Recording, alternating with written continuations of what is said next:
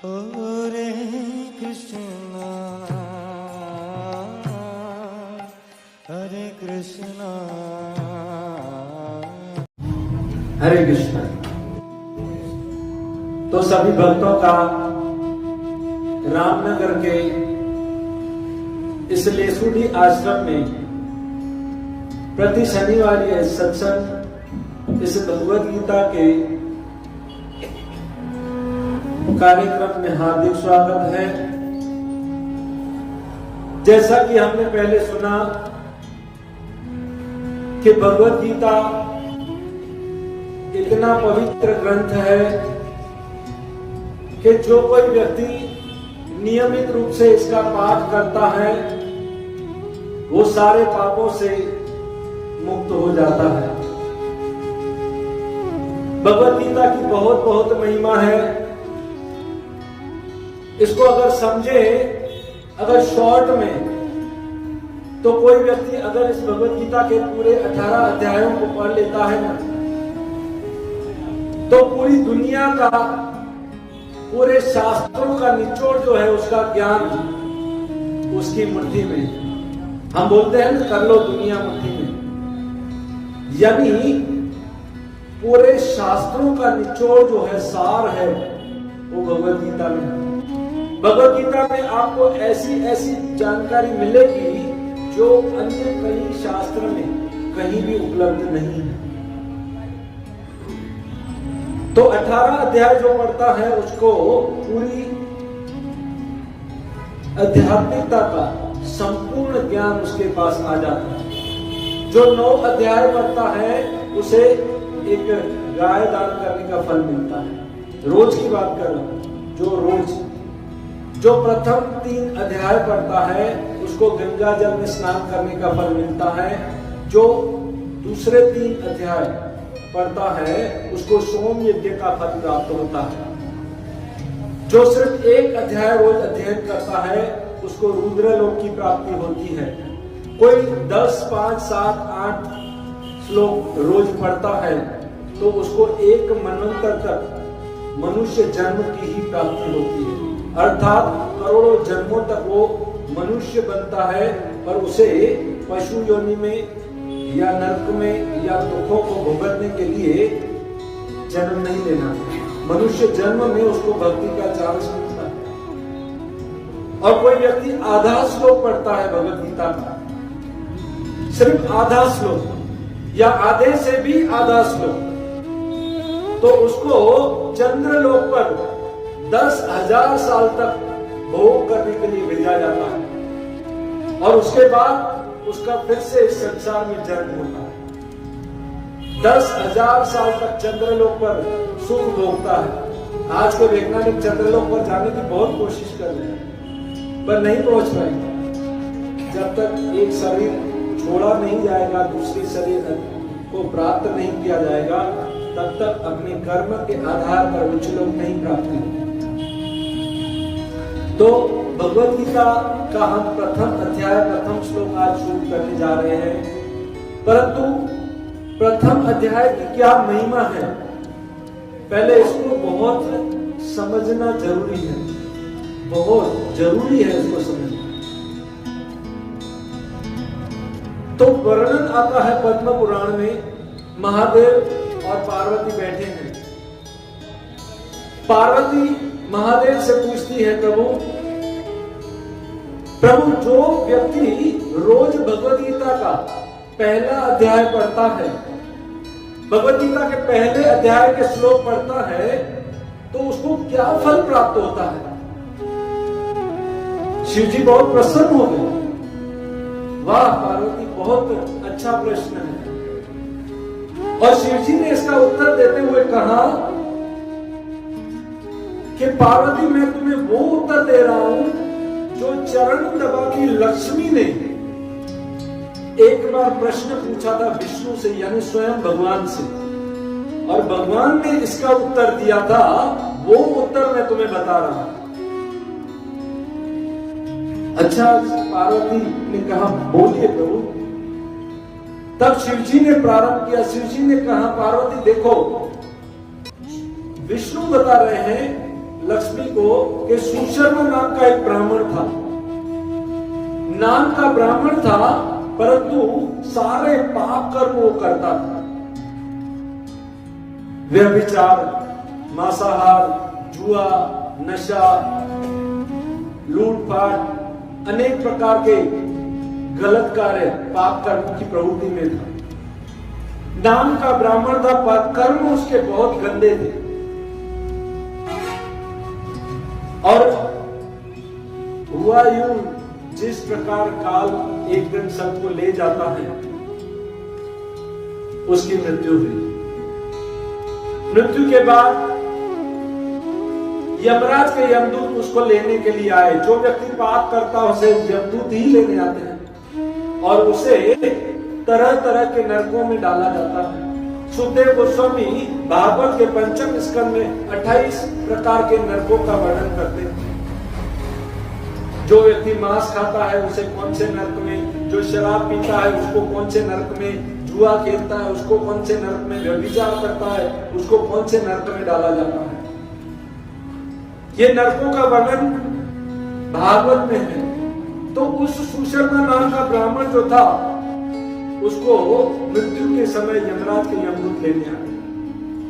यमदूत जब उसको लेकर के यमलोक में पहुंचे, यमराज जी ने कहा इसका अकाउंट निकालो, खोलो खाता, क्या कर्म है इसके।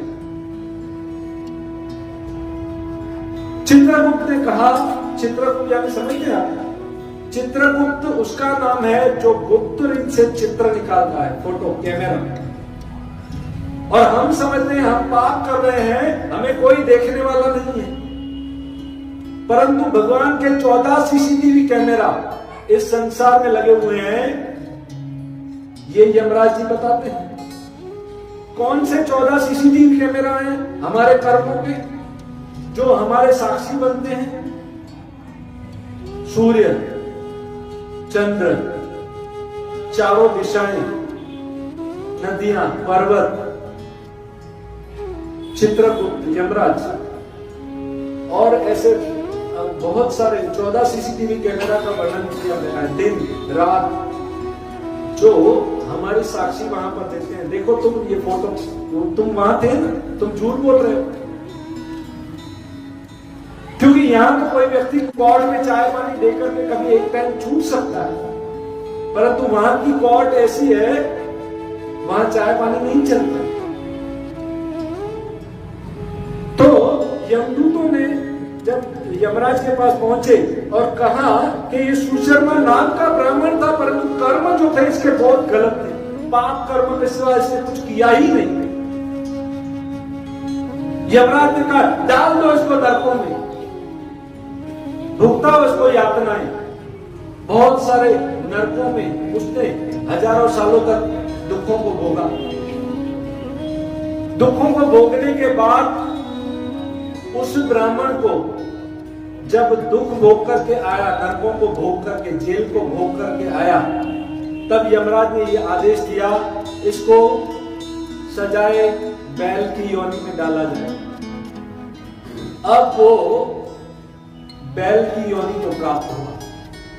बैल की योनि में वो बहुत सारा काम करता था। जो उसका मालिक था उसके ऊपर कई वजन रख करके कई सारे कार्य कराता।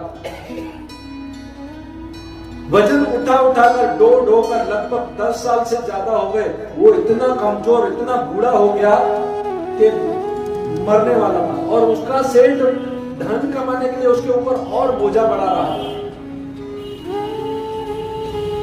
एक दिन की बात है, उस बैल के ऊपर उस सेठ ने इतना वजन रख दिया वो चल भी नहीं पाया।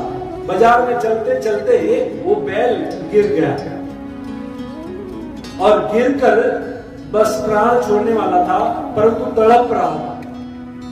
तड़पते हुए उसके प्राण नहीं निकल रहे थे शरीर से।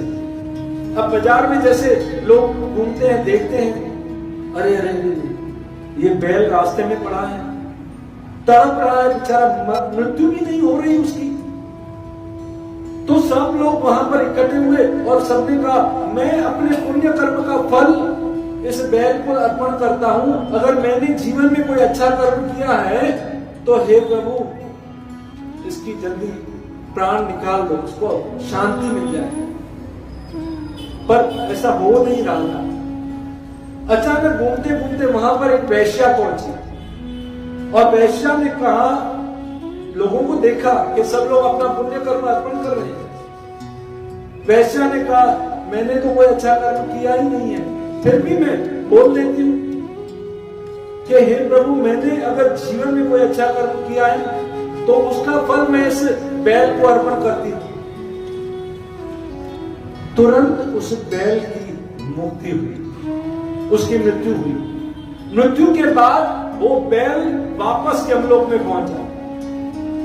यमराज ने जब उसका अकाउंट देखा तो उसको कहा कि अब तुम्हें दुख और नरक नहीं भोगने पड़ेंगे, क्योंकि तुम्हारे अकाउंट में एक पुण्य कर्म आ गया है, जिसकी वजह से तुम्हें अब ब्राह्मण की योनि प्रदान की जाती है।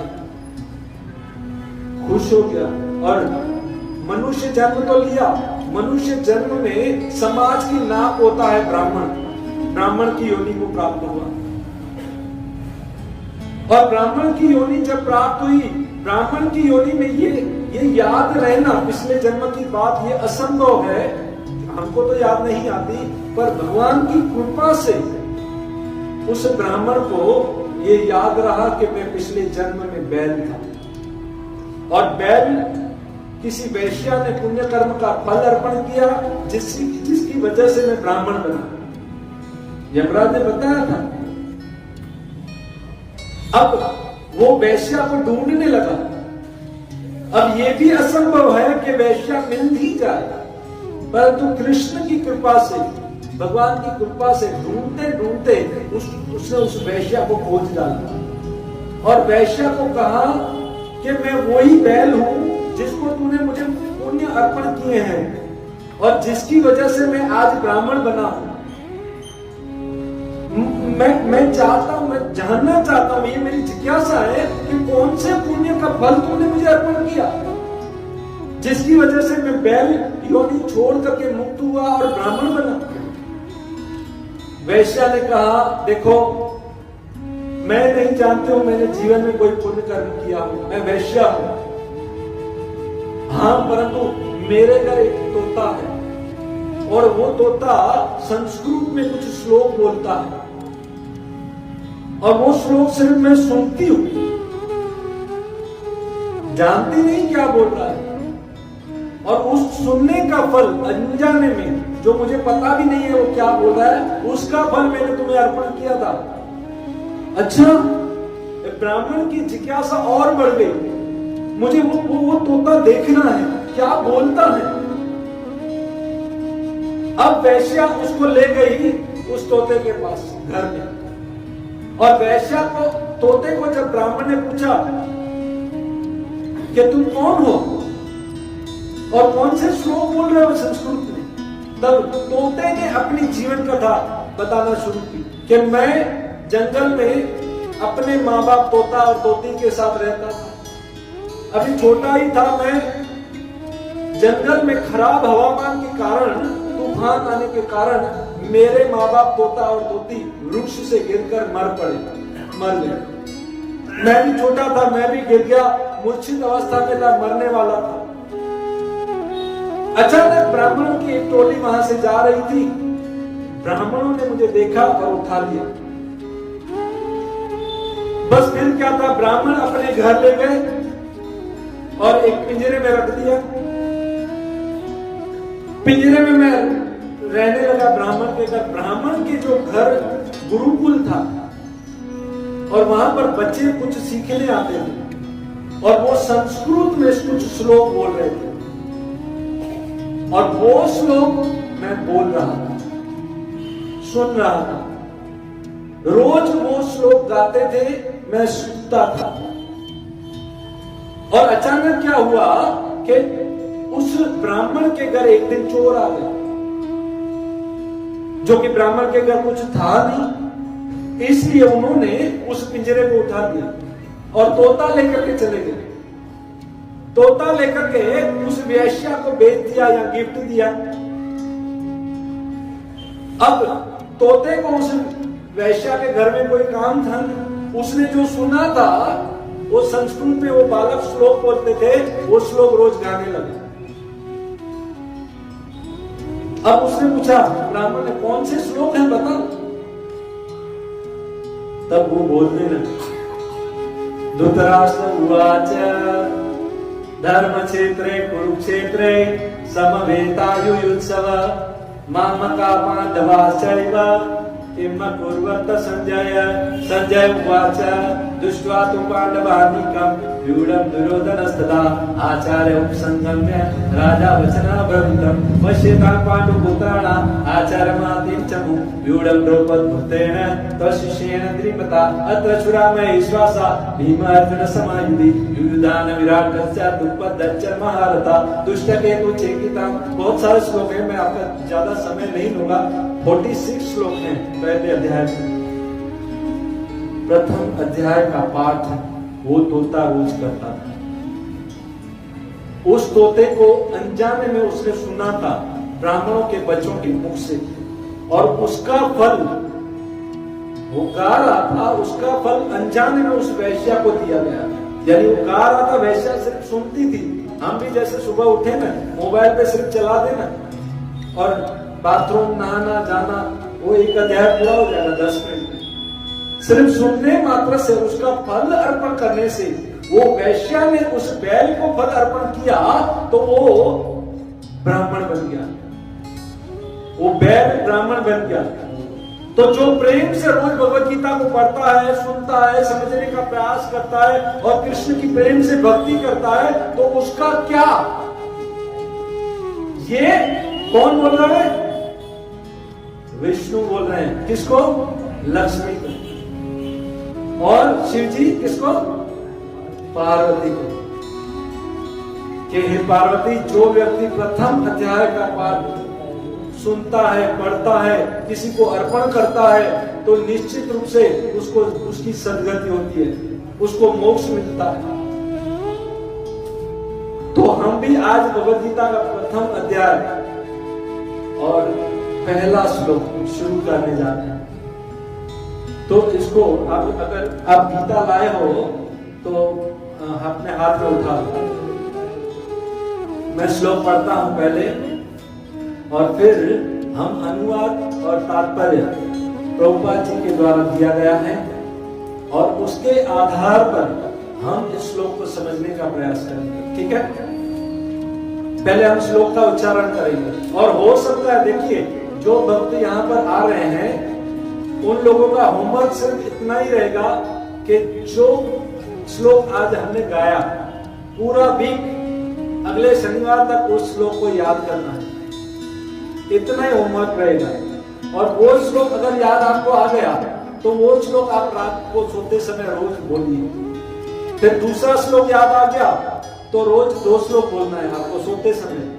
एकदम भले बेड पर आ जाइए, पलंग पर बैठ जाइए और सोना है, आपको नींद आ रही है तो सोते सोते तकिए पे भी उस श्लोक को गाते रहिए। ये आपका होमवर्क। ठीक है? तो पहला श्लोक, और इस अध्याय का नाम क्या है? कुरुक्षेत्र के युद्ध स्थल में सैन्य निरीक्षण। धृतराष्ट्र उवाच, मेरे साथ बोलिए, धृतराष्ट्र उवाच धर्म क्षेत्रे कुरुक्षेत्रे समवेतायुयुत्सव मामका पांडवाश्चैव किम कुर्वत संजय। अनुवाद और तात्पर्य। अभय चरणान्वित भक्ति वेदांत स्वामी श्रील प्रभुपाद द्वारा श्रील प्रभुपाद की। अनुवाद। धृतराष्ट्र ने कहा, हे संजय, धर्मभूमि कुरुक्षेत्र में युद्ध की इच्छा से एकत्र हुए मेरे तथा पांडु के पुत्रों ने क्या किया। तात्पर्य। भगवद गीता एक बहुपाठिक आस्तिक विज्ञान है जो गीता महात्म्य में सार रूप में दिया हुआ है। इसमें यह उल्लेख है कि मनुष्य को चाहिए कि वह श्री कृष्ण के भक्त की सहायता से समीक्षण करते हुए भगवत गीता का अध्ययन करें और स्वार्थ प्रेरित व्याख्याओं के बिना उसे समझने का प्रयास करें। देखिए, सबसे पहले ये वाक्य बताया गया है कि हम अपनी बुद्धि से शायद भगवत गीता को न समझें, तो हमें किसी सत्संग में जाकर किसी भक्तों के मुख से समझने का प्रयास करना चाहिए। उसका ज्वलंत उदाहरण अर्जुन ही बताया गया है, और जैसे अर्जुन ने स्वार्थ प्रेरित भावनाओं के बिना कृष्ण से ज्ञान प्राप्त किया। अर्जुन ने जिस प्रकार से साक्षात भगवान कृष्ण से गीता सुनी और उसका उपदेश ग्रहण किया, इस प्रकार की स्पष्ट अनुभूति का उदाहरण भगवत गीता में ही है, जैसे अर्जुन ने सुनी। यदि उसी गुरु परंपरा से निजी स्वार्थ से प्रेरित हुए बिना किसी को भगवत गीता समझने का सौभाग्य प्राप्त हो, तो वह समस्त वैदिक ज्ञान तथा विश्व के समस्त शास्त्रों के अध्ययन को पीछे छोड़ देगा। देखिए, जिसके पास भगवत गीता का ज्ञान हो जाएगा, पूरे दुनिया का ज्ञान, पूरे शास्त्रों का ज्ञान उसके पास है। पाठक को भगवत गीता में न केवल अन्य सारी शास्त्रों की बातें मिलेंगी, अपितु ऐसी बातें भी मिलेंगी जो अन्यत्र कहीं उपलब्ध नहीं है। यही गीता का विशिष्ट मानदंड है। स्वयं भगवान श्री कृष्ण द्वारा साक्षात उच्चारित होने के कारण यह पूर्ण आस्तिक विज्ञान है। देखिए, एक नास्तिक विज्ञान होता है जो कि आज साइंस बना रही है, टाइम बॉम्ब, परमाणु बॉम्ब, अन्य लोगों की हत्या करने के बॉम्ब जो आज विज्ञान बना रहे हैं, इसको नास्तिक विज्ञान कहा जाता है, यानी जीव हत्या। और एक आस्तिक विज्ञान जो भगवान के पास पहुंचाता है। ये आस्तिक विज्ञान यानी लेबोरेटरी में दिखाया जाता है, सिखाया जाता है। आप अपनी अनुभूति से भगवान को समझ सकते हो इस गीता को पढ़कर। ये आस्तिक विज्ञान है, क्योंकि भगवान ने स्वयं दिया। महाभारत में वर्णित धृतराष्ट्र तथा संजय की वार्ताएं इस महान दर्शन के मूल सिद्धांत का कार्य कराती हैं। माना जाता है कि इस दर्शन की प्रस्तुति कुरुक्षेत्र के युद्ध स्थल में हुई, जो वैदिक युग से तीर्थ स्थल रहा। इसका प्रवचन भगवान मानव जाति के पथ प्रदर्शन हेतु तब किया गया जब वे इस श्लोक में स्वयं उपस्थित थे। धर्म क्षेत्र शब्द सार्थक है, क्योंकि कुरुक्षेत्र के युद्ध स्थल में अर्जुन के पक्ष में श्री भगवान स्वयं उपस्थित थे। कौरवों का पिता धृतराष्ट्र अपने पुत्रों को विजय की संभावना के विषय में अत्यधिक संदिग्ध था। अतः इसी संदेह के कारण उसने अपने सचिव से पूछा कि उन्होंने क्या किया। वह आश्वस्त था कि उसके पुत्र तथा उसके छोटे भाई पांडु के पुत्र कुरुक्षेत्र की युद्ध भूमि में निर्णायक संग्राम के लिए एकत्र हुए हैं। फिर भी उसकी जिज्ञासा सार्थक थी। वह नहीं चाहता था कि भाइयों के बीच में कोई समझौता हो। आप ध्यान से सुनना, वो नहीं चाहता था। उसने सोचा कि उस पवित्र स्थल में जाकर के मेरे बेटे कहीं सुधर तो नहीं गए, समझौता तो नहीं कर लिया। पर उसे मालूम नहीं था, गधे हमेशा गधे ही रहते हैं। वो मंदिर में भी जाते हैं तो भी अपना रूप बताते ही, जिसका उल्लेख ये। अतः वह युद्धभूमि में अपने पुत्रों की नियत भाग्य भावी के विषय में आश्वस्त होना चाह रहा था, क्योंकि इस युद्ध को कुरुक्षेत्र में लड़ा जाना था, जिसका उल्लेख वेदों में स्वर्ग के निवासियों के लिए भी तीर्थ स्थल के रूप में हुआ है।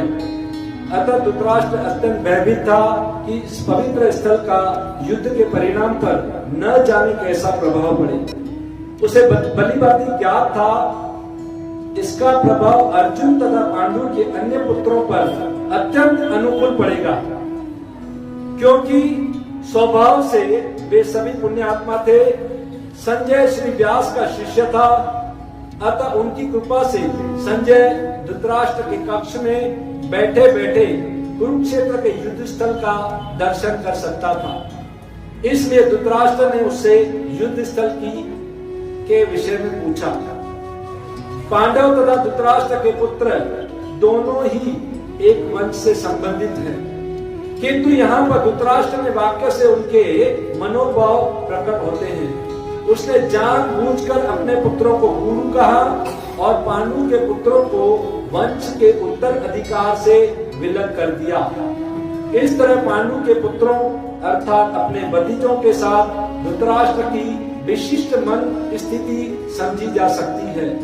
जिस प्रकार दान के खेत से अवंचित पौधों को उखाड़ दिया जाता है, उसी प्रकार इस कथा के आरंभ से ही ऐसी आशा की जाती है कि जहां धर्म के पिता श्री कृष्ण उपस्थित हैं, वहां कुरुक्षेत्र रूपी खेत में दुर्योधन आदि धृतराष्ट्र के पुत्र रूपी अवंचित पौधों को समूल नष्ट करके युधिष्ठिर आदि नितांत धार्मिक पुरुषों की स्थापना की जाएगी। यहाँ धर्म क्षेत्रे तथा कुरुक्षेत्रे शब्दों की उनकी ऐतिहासिक तथा वैदिक महत्ता के अतिरिक्त यही सार्थकता है। आपने ध्यान से सुना इसको। अब जिन्होंने ध्यान से सुना है तो एक एक शब्द को समझने का प्रयास करें। प्रभुपाद जी ने बहुत ही सुंदर तात्पर्य दे दिया, क्योंकि हम अपनी बुद्धि से भगवत गीता को समझ नहीं पाएंगे। मैं अपनी बात करता हूं। जब मैं इस्कॉन से जुड़ा था तो पहली बार मुझे उन लोगों ने भगवत गीता दी, तो मैं उसमें तात्पर्य देख करके ये सोच रहा था कि प्रभुपाद को इतने बड़े बड़े तात्पर्य देने की क्या जरूरत थी। शॉर्टकट में छोटी भगवत गीता हो जाती, श्लोक पढ़ करके सीधा समझ जाते और भगवान के नाम। पर जब मैं इन तात्पर्यों को पढ़ने लगा और अब किसी श्लोक में तात्पर्य नहीं है, तो मुझे ये लगता है प्रभुपाद जी ने इसमें तात्पर्य क्यों नहीं दिया। कितने मीठे हैं तात्पर्य जो हमको एक एक श्लोक समझाते हैं। तो सबसे पहला वाक्य है, कौन बोल रहा है? धृतराष्ट्र उवाच। भगवत गीता में ये 700 श्लोक है और उवाच शब्द आता है, वो पहला उवाच जो है यानी बोला वो धृतराष्ट्र ने, और दूसरा उवाच आता है संजय ने। धृतराष्ट्र ने 1 श्लोक बोला, संजय ने 41 श्लोक बोले, पर 9 बार उवाच आता है। संजय उवाच और अर्जुन उवाच 28 बार, अर्थात अर्जुन ने कहा। और जब श्री कृष्ण ने कहा तो वो कितनी बार? 28 बार। पर वहां पर क्या शब्द आता है? श्री भगवान उवाच। अर्थात गीता समझने वाले को सबसे पहले ये बुद्धि लगानी चाहिए, धृतराष्ट्र उवाच अर्थात धृतराष्ट्र भगवान नहीं है। संजय उवाच, संजय भगवान नहीं है। अर्जुन उवाच, अर्जुन भगवान नहीं है। जब कृष्ण उवाच तो क्या आता है? श्री भगवान उवाच। तो सबसे पहले हमें ये पॉइंट समझना है कि कृष्ण ही भगवान है और वो बोल रहे हैं स्वयं। तो ये पहला श्लोक धृतराष्ट्र ने बोला। अब धृतराष्ट्र, तो पहले हम इस शब्द को समझें। दूत प्लस राष्ट्र बराबर धृतराष्ट्र। जो ध्रुव का अर्थ क्या होता है? पहले ध्रुव का अर्थ समझ लें। ध्रुव का अर्थ है दृढ़ निश्चय।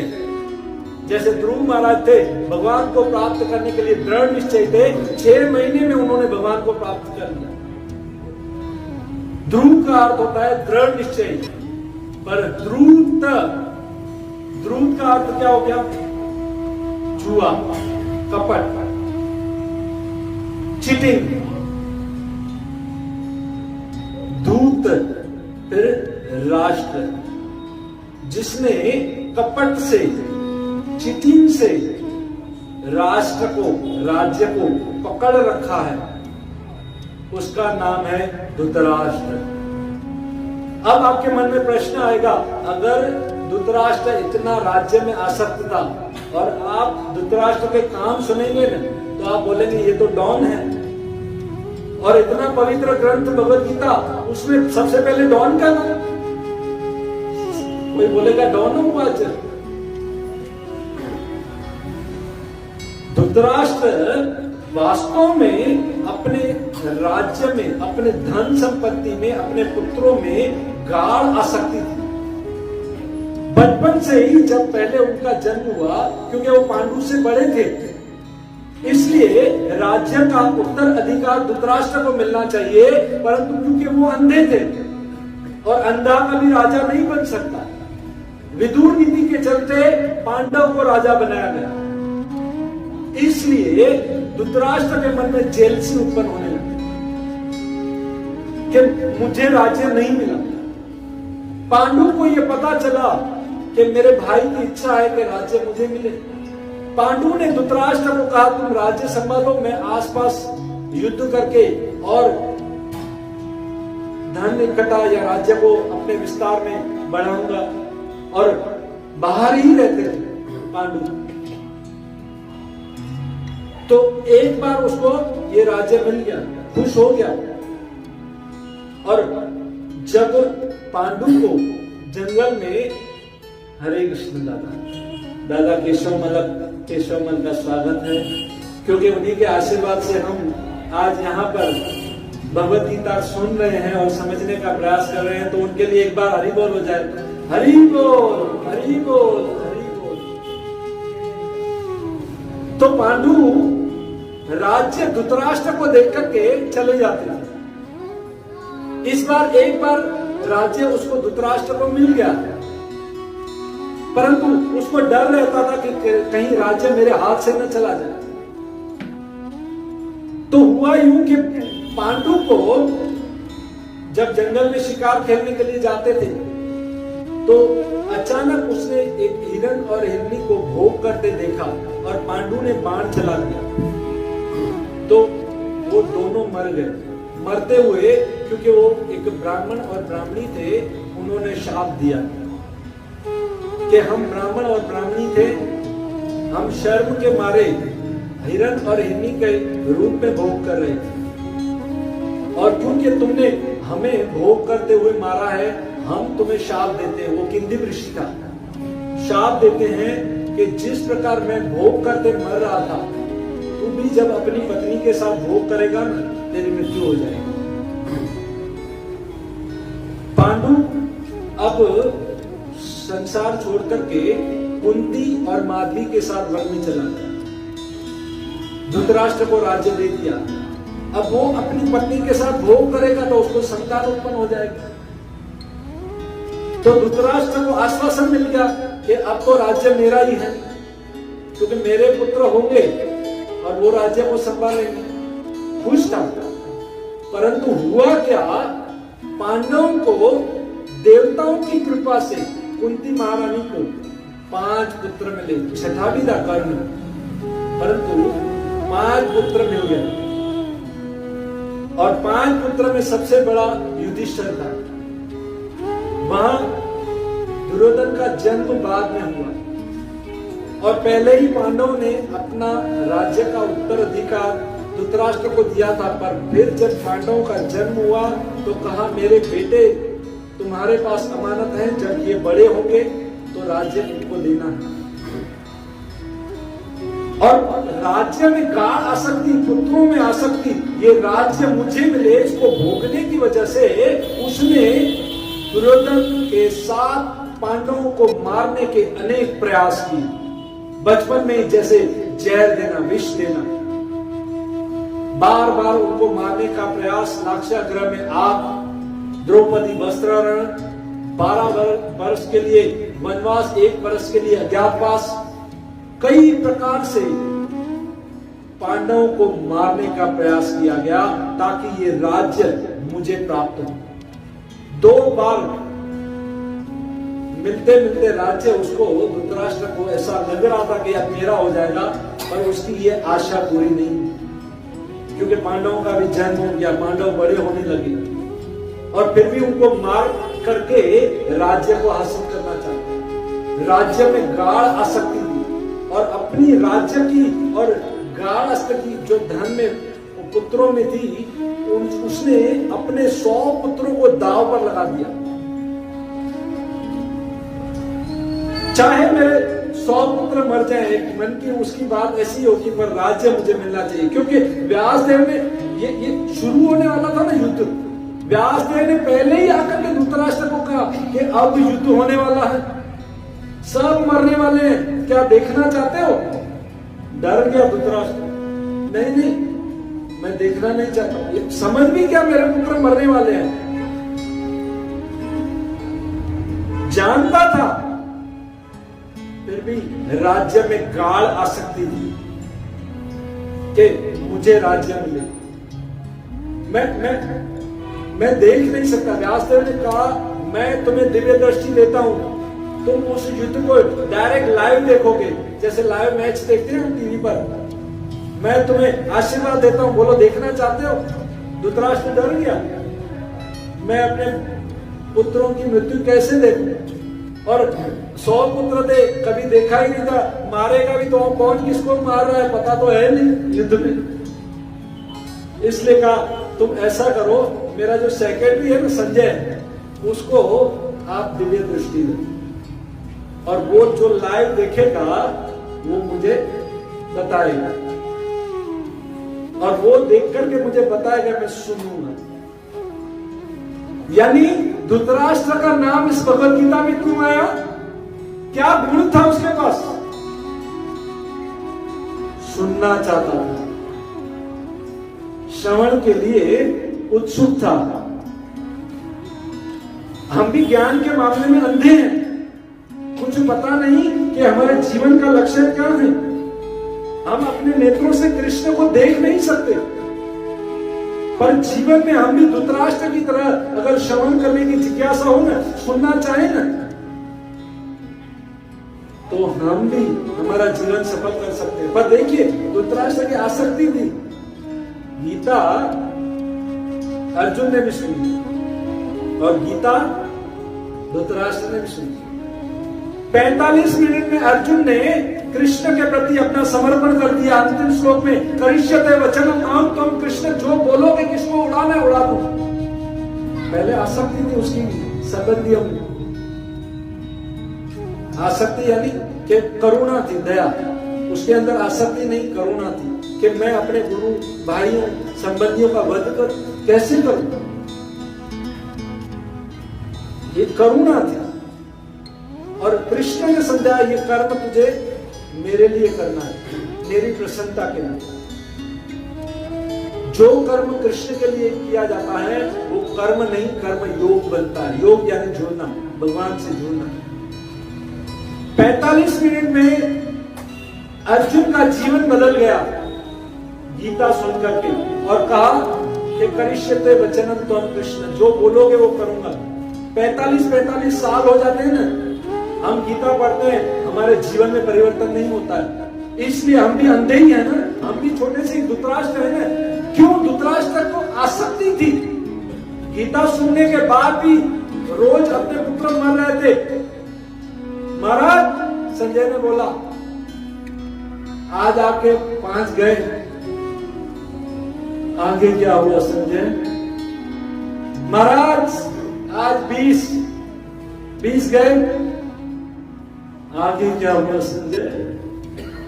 आज 50 गए। चाहते तो रोक सकते थे ना, राजा थे। महाराज 70, आगे क्या हुआ संजय? 90, 100, आगे क्या हुआ संजय?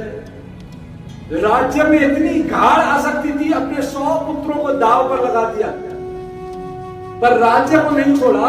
राज्य की आसक्ति की वजह से वही धृतराष्ट्र गीता को नहीं समझ पाया। आसक्ति, इस संसार में दुख का कारण जो है ना, वो आसक्ति है। दुख का कारण जो है बंधन है, पर बंधन का कारण है आसक्ति।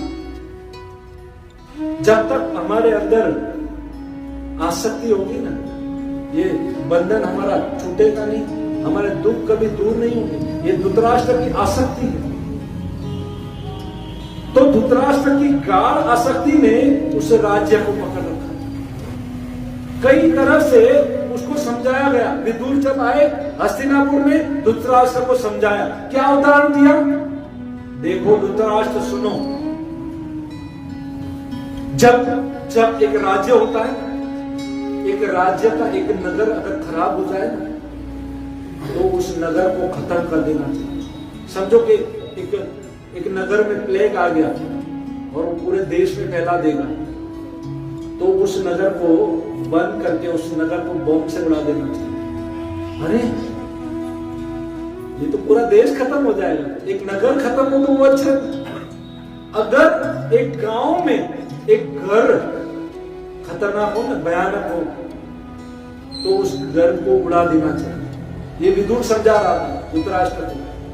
अगर एक घर में एक व्यक्ति खराब हो ना, जिसकी वजह से घर टूटता हो, जिसकी वजह से घर में महाभारत आती हो, तो उस व्यक्ति को उड़ा देना चाहिए, निकाल देना चाहिए घर से।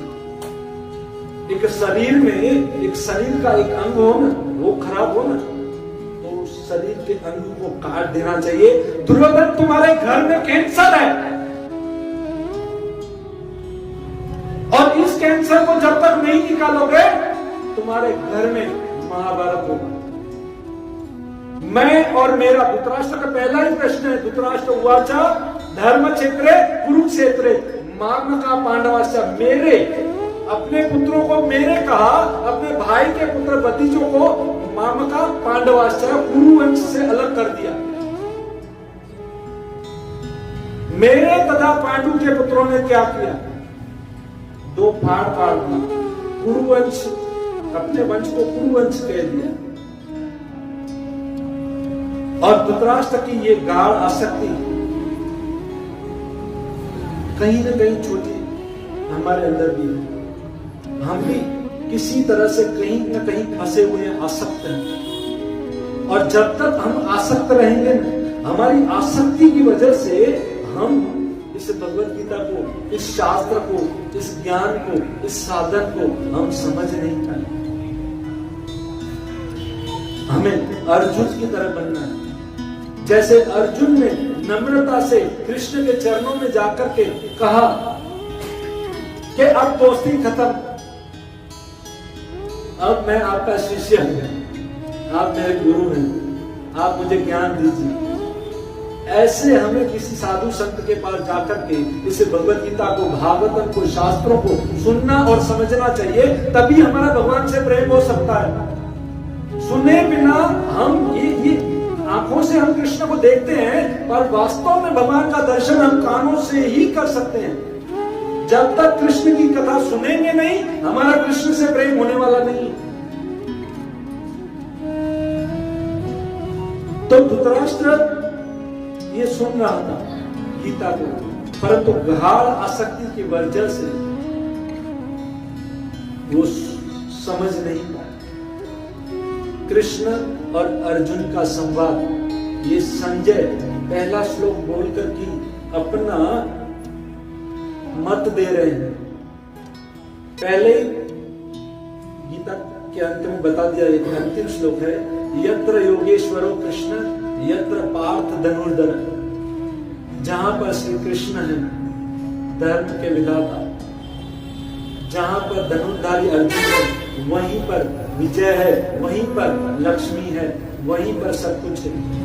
क्योंकि भगवत गीता का ये पोस्टर देख के लोग बोलते हैं महाभारत होगा हमारे घर। महाभारत नहीं होगा, इसलिए रखो। अंधविश्वास है लोगों का। इसको ऐसे थोड़ी रखते हैं, लाल कपड़े में बांध करके ऊपर रख देते हैं। अच्छा तो पढ़ोगे कब?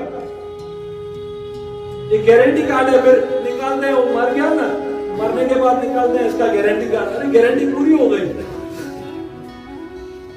भगवान ने गीता में गारंटी दे दी, मेरी शरण में आओ, और वो शरण में नहीं गया, गीता को ऊपर रख दिया, मर गया, उसका गारंटी कार्ड निकाला। क्या फायदा?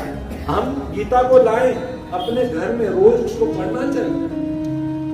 जहां गीता का पाठ होता है ना, वो घर इतना पवित्र होता है, सुदर्शन गदा उस घर की रक्षा करते हैं। भूत प्रेत मेली विद्या जादू टोना वहां पर हो ही नहीं सकता, आ ही नहीं सकता। तो अब धृतराष्ट्र की गाढ़ आसक्ति हम समझ लिए कि धृतराष्ट्र डॉन था, राज्य में गाढ़ आसक्ति थी, परंतु वो उसका मुख्य गुण था श्रवण करना चाहता था, सुनना चाहता था। और उस श्रवण में भगवत गीता आ गई, इसलिए धृतराष्ट्र का नाम आया। अब इस श्लोक में धृतराष्ट्र ने 2 प्रश्न किए। क्या कहा? धृतराष्ट्र उवाच धर्म क्षेत्रे कुरुक्षेत्रे समवेतायि युत्सव मामका पांडवाश्चैव किम कुर्वत संजय। ए संजय बताओ, इस धर्म क्षेत्र कुरुक्षेत्र युद्ध के स्थल में एकत्रित हुए मेरे पुत्रों ने क्या किया? ये पहला प्रश्न। फिर मामका, फिर पांडवाश्चैव, पांडवों के पुत्रों ने क्या किया? दूसरा प्रश्न। 2 प्रश्न किए इस श्लोक में संजय से। अब धर्म क्षेत्र, सबसे पहले शब्द को समझेंगे। अभी हमने समझ लिया कि धृतराष्ट्र कौन है, धृतराष्ट्र उवाच समझ लिया। अब हम समझेंगे धर्म क्षेत्र कुरुक्षेत्रे। धर्म क्षेत्र और कुरुक्षेत्र ये लगते हैं 2 शब्द, पर 2 शब्द न एक शब्द है। पर इसको धर्म क्षेत्र और कुरुक्षेत्र ये क्यों कहा गया, इसको अगर हम समझें तो भगवत गीता का पहला ही शब्द ये है धर्म क्षेत्र, धर्म। और पहली द आती है, अंतिम श्लोक में भी म आती है। अर्थात जो कृष्ण ने कहा, कृष्ण के जो वाक्य हैं वो ही धर्म है। अलग अलग धर्म जो हमने बना रखे हैं वो असली धर्म नहीं है। कृष्ण ने जो कहा वो सनातन, सनातन यानी जो हमेशा रहने वाला, उसको सनातन धर्म कहते हैं। ये हमारा धर्म है। सनातन धर्म क्या है? हमारा जीवेर स्वरूप है कृष्ण नित्य दास। ये जीवात्मा जो है हमेशा कृष्ण का दास है, सेवक है। ये हमारा सनातन धर्म है। और सबसे पहला ये शब्द आया है धर्म क्षेत्रे। धर्म का अर्थ क्या है मालूम है? धर्म का अर्थ होता है धर्म तो साक्षात भगवत प्रणीतम। उसको धर्म कहते हैं जो कृष्ण के मुख से, कृष्ण के वाक्य से निकला हो ना, उसको धर्म कहते हैं। जैसे प्रधानमंत्री बोलते हैं ना, उसके वाक्य को कितना लोग सीरियस लेते हैं। अभी नरेंद्र मोदी टीवी पर लाइव आ जाएं कि जरूरी ऐलान करने वाले हैं, सब लोग टीवी पे बैठ जाएंगे और नरेंद्र मोदी कह दें आज भारत बंद है, कल भारत बंद का ऐलान है, तो दूसरे दिन भारत बंद हो। और हम जाकर के यहाँ रामनगर में माइक पर बोल दें कल भारत बंद है, तो कोई हवा आएगी? नहीं आएगी।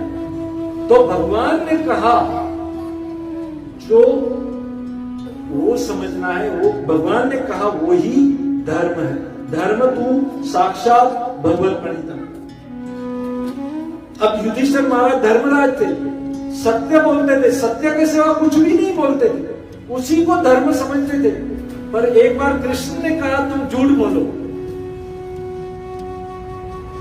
नरवा कुंजवा, जब हाथी को मारना था, अश्वत्थामा को मारना था, उस समय युधिष्ठिर ने कहा मैं झूठ नहीं बोलूंगा, क्योंकि द्रोणाचार्य जब युधिष्ठिर के मुख से सुनेंगे कि अश्वत्थामा मारा गया तो विश्वास करेंगे। और कृष्ण ने कहा तुम जाकर बोलो। बोले मैं झूठ कैसे बोलूंगा, क्योंकि वो सुनेंगे और द्रोणाचार्य भी मर जाएंगे। तो युधिष्ठिर मान नहीं रहे थे, तो उन्होंने क्या किया, एक हाथी को बुलाया और उस हाथी का नाम रखा अश्वत्थामा और फिर उसको मार डाला। अब युधिष्ठिर को बोला अब तुमको सत्य बोलना है कि अश्वत्थामा मारा गया। अब अश्वत्थामा मारा गया। अब युद्ध का घोंघाट था, बहुत शोर मच रहा था। किसी ने कह दिया अश्वत्थामा मारा गया, द्रोणाचार्य ने सुना, द्रोणाचार्य को विश्वास नहीं हुआ, उसने कहा मुझे युधिष्ठिर से सुना। अब युधिष्ठिर ने कहा अश्वत्थामा मारा गया, पर हाथी या मनुष्य ये मालूम नहीं है। अब जब हाथी या मनुष्य ये बोल रहे थे तो उन लोगों ने और घोंघाट चिल्लाना शुरू किया कि द्रोण को सुनाई नहीं दे, द्रोणाचार्य को। यानी कृष्ण का कहना था कि तुम बोलो झूठ, पर नहीं बोला। युधिष्ठिर का जो रथ था ना, वो धरती पर चलते थे, धरती से 2 इंच ऊपर चलते थे, जमीन पर पांव नहीं होते, धर्मराज थे। पर जिस समय कृष्ण का कहना नहीं माना ना, रथ धरती पर आ गया, पैर धरती पर आ गया। यानी जो कृष्ण कहते हैं ना, ये समझना है कि वो ही धर्म है। धर्म तू साक्षात भगवत परिचय। हमारे शास्त्र कहते हैं और संत महात्मा कहते हैं, अपना कर्तव्य निश्चित रूप से सही ढंग से करना ही धर्म है। और हमारे प्रभुपाद जी कहते हैं, जीवात्मा का वास्तविक धर्म जीवेर स्वरूप है कृष्ण नित्यदास। जीव का असली धर्म है वो भगवान कृष्ण का दास है, सेवक है। ये समझना है हमें। सवे धर्म सवे कुशल करो धर्म, ये तो भक्ति अधोक्षज। ये वास्तविक धर्म वही है जो अधोक्षज भगवान कृष्ण की भक्ति कराता है। अब धर्म क्षेत्र, उसके बाद आता है क्षेत्र, और समय हो गया है। तो इस क्षेत्र को हम अगले शनिवार को लेके आएंगे।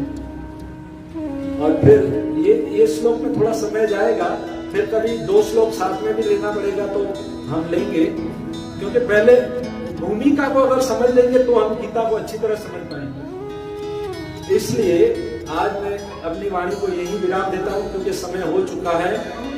अगले शनिवार को समय सर आइए और गीता अपने साथ लाइए। हम अपने बच्चों को बोलते हैं ना, आप स्कूल जा रहे हो, बैग नहीं ले जाओगे पढ़ाई करने। ये हम बच्चों को तो बोलते हैं, पर हम अपनी पढ़ाई करने जब आते हैं मंदिर में, भगवत गीता को सीखने आते हैं, तो हम हमारी भगवत गीता को नहीं लाते। हमें भी सीखना चाहिए, हमें भी अगर समझना पढ़ना है तो हमें भी स्कूल में हमारी बैग लेकर के आनी चाहिए। ये हमारी आध्यात्मिक स्कूल है, ये मंदिर है, मंदिर में हमें सीखना है ना।